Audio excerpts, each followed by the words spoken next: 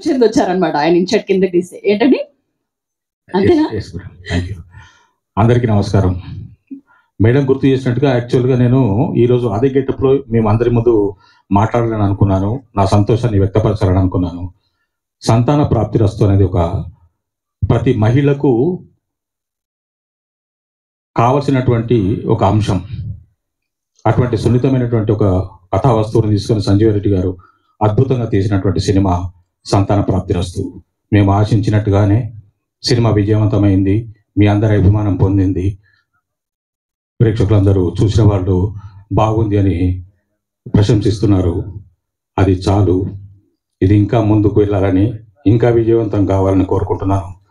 ఈ సినిమాలో నాకు అవకాశం ఇచ్చినటువంటి నిర్మాతలకి, దర్శకులకి, నా తోటి నటీనటులకి, సాంకేతిక నిపుణులకి అందరికీ ధన్యవాదాలు. Thank you.